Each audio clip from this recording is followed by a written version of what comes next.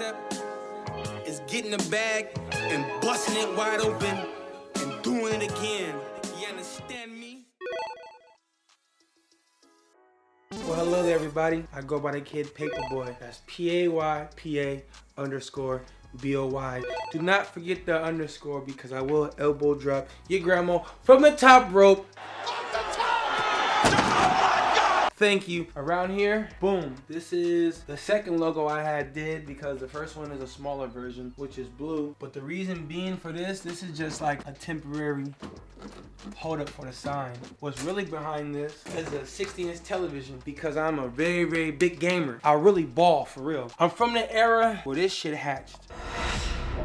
What y'all playing now, Call of Duty and Halo, shit like that, this is the grandfather of those games, man. 007, GoldenEye, 4-player edition. I spent probably over 20,000 hours playing this game. I'm probably one of the greatest. Top 100, top 50 players in this game. No bullshit. I played for money, played in tournaments, played for push-ups, and I have not lost one time yet during those tournaments. I'm willing to take any bets on, so when y'all see this, make sure you click the like button first and make sure to share this. Email me or put in a comment why and when you think that you're gonna defeat me. I'll set up a date, you come here to Dream Team SF on this big gigantic television, and you could pick a green controller, white controller, stock controller to lose with because it doesn't matter. You're going to lose and we could definitely take it 2-on-2. And if you want to play harder, we could take it to Perfect Dark, the evolution of such a classic timeless game. I'm from this era, big Super Nintendo. This shop, when you come inside here, this is just like, I'm the kid that's an adult that never lost my childhood. So in here is a bunch of stuff that represent the golden era, the best era that ever hatched. A bunch of classic items in here, man. Still got the Marvel Capcom. We got the Nintendo 64, Nintendo's RoboCop right here. The Super Nintendo, this is Mega Man 10.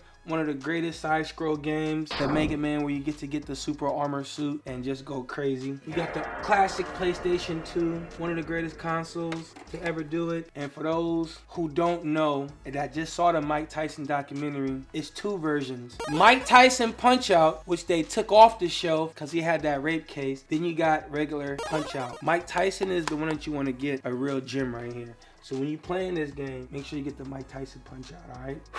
A little dusty. For y'all who don't know what the fuck this is, you ask any nerd, gamer, anybody of my essence, this is the most advanced, one of the greatest gaming consoles that they ever gave us. When this system came out, all you had to do was have a landline, a house phone, and you could instantly jump online. I used to play NFL 2K2 and just have a blast. But the graphics on this, so vivid, so advanced, could no console really fuck with the Dreamcast. Some of the greatest games was this right here, Power Stone. Oh my god. Power Stone was like a Street Fighter game, but it wasn't a side scroll, it was more like a 3D realm running, and you could use all the objects from like the poles to the dishes to the benches. It was just like a table, ladder, chairs match, but like Jackie Chan using all the objects around him to throw at you and really win. You would get these power stones and power up and do these special combos, finisher moves. You have to watch this documentary too. It's the downfall of Sega. Sega had 2 times to bounce back. They had a chance to link up with the people that made the Nintendo 64 because Nintendo did not make this. It was a different company that sold their whole blueprint to Nintendo, and that's what gave us the Nintendo 64. That's when another company came through and said, Dreamcast, we believe in you so much, we got another outlet for you. Sony came to Sega and was like, check this out. Nintendo and Sega were rivals. Nobody could fuck with Mario World. Right? When the Nintendo came out, the Sega had 16 bits, the Nintendo had 8 bits, and the graphics was way better than Nintendo with the 16 bits, and it just had more realistic games. Nintendo always ranked #1. I'm talking about when the Game Boy came out in 1989, it must have sold close to 20 million units. But like I was saying, Sega had revamped themselves and had a new guy come running their Japanese division. They had packaged the whole deal, and when Sonic came out, that's what gave Mario and Nintendo a run for their money.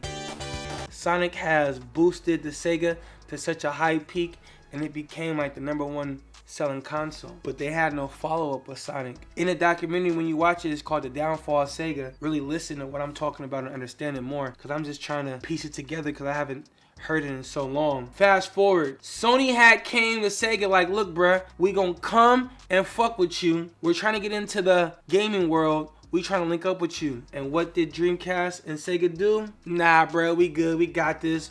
Wanted to be stubborn. And guess what Sony is now? Sony is the PlayStation, the #1 selling console in the world. Lesson to you kids out there watching. Don't be stubborn. Just because you are ranked king in something, that you should shut down opportunity. I believe that Sega was being very cocky. You gotta humble yourself. Let this be a lesson to Sega. Be careful how you move your pieces, Sega. Because a nigga like me miss y'all, man. Y'all gave me a happy childhood. But enough with that. But this is one of the greatest games ever too. Killer Instinct. My mama was so broke, she ended up buying me the Super Nintendo with the Killer Instinct package, I think 4 years after the system dropped. But I thanked her so much because just a simple fact, she was able to give me a Super Nintendo. But Killer Instinct, I spent about 8,000 hours on this. I'm not the greatest at this, but I beat your ass for sure. Sega Genesis, X-Men 2. X-Men 2 and X-Men 1 was some of the hardest side-scroll games because I don't even think X-Men 1 had an intro. I think you just put the game in and you instantly just started in the forest. Like you couldn't even pick a player. But I'm gonna show y'all some more cool shit. I wanted to show y'all some shit. Old school Tony Hawk Pro Skater, the first one. This was a video game that turned all the black kids into more of a appreciative skater fan because they had Kareem Campbell. Shout out to Tony Hawk. It was a story online a couple years ago. He was talking about a royalty check. They gave Tony Hawk 2 options when they had dropped the Tony Hawk Pro Skater game. We can give you a check up front for like $400,000 and no royalties, or $0 and royalties. I'ma just take the royalties. So when he got that first royalty check, when Tony Hawk Pro Skater dropped, I think that motherfucker got some shit like 20 million. The whole saga of Tony Hawk Pro Skater has been the highest money made video game to ever exist. Tony Hawk Pro Skater, man. We got this game, Altered Beast. Another one of the craziest cool side-scroll video games, Shinobi. Earthworm Jim. NBA Jam. I love this game so much I bought the fucking arcade. Not the new one, the old one from 1996. And not just the 1996 edition. I got the one that they banned. I wanted to show y'all this. X-Men 1. There we go. I'm back with part 2. So I never beat this game before, so I'm guessing it must have left off. See, you instantly start off in the battle. But I'm gonna tell you what really kicked off the gaming world for us young people in the 90s. This game right here, Streets of Rage.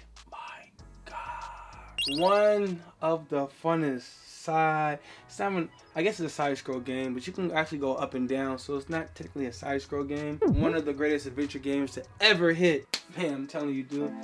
Just putting this console to work right now, it just brings you back to 1998. This was the era where sleepovers was a must thing. Mom, I'm going to go sleep over with my friend Ryan's house, and it'd be pizza, old pizza in the morning from last night, and then the pure video game and just hunger to beat the game. Dude, this that era, man. You had to be here to live it, man. Mortal Kombat 2, Holyfield. We can talk about Nintendo games, man. Teenage Mutant Ninja Turtles 3, The Manhattan Project, Double Dragon, great game right here. Battletoads, fell in love with it. Now, what makes these games even funner, we had this shit called the Game Genie. Well, I didn't have it. I didn't pick up the Game Genie until I started getting money, which is like around now. Just to have this Game Genie, I think cheats made the game more funner. Come downstairs real quick. The Nintendo, I'm talking about the Nintendo, not the Super Nintendo. This right here. This didn't come out to the 80s, and us kids in the 90s, like 93, 94, 95, we didn't pick it up until that time. But this was the arcade version of Teenage Mutant Ninja Turtles Part 2. It was a 4-player action game. Now, you could only play 4 players on arcade if you didn't have the Nintendo satellite. NES 4-score. Y'all didn't even know Nintendo was this advanced to have 4-player action. Y'all thought the first 4-player action was Nintendo 64. But that's incorrect. How advanced Nintendo was, these motherfuckers had Bluetooth in the 80s. Come on. We're just now adapting to Bluetooth. These motherfuckers had it in the 80s, and this is why Nintendo is still ranked #1, because the technology up in it. And here go Double Dragon 3 right here with the game Genie on top. Incredible. And another one of the greatest games that ever hit. Paypa Boy. It's the white boy version. I'm the black version. You heard? Twisted Metal, another incredible classic PlayStation game. Tony Hawk Pro Skater 4, Street Fighter Alpha 3 for the caster. Big Street Fighter fan. That's Street Fighter Alpha 2. The list of games just go on, man. Mario Kart, something that we all fucked up on.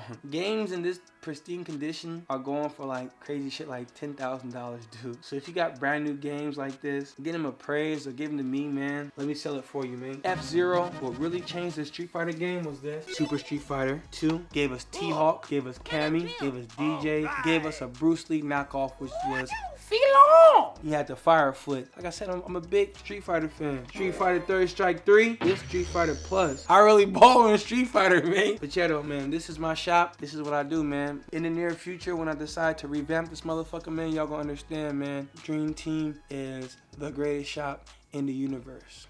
Peace out. Perfect.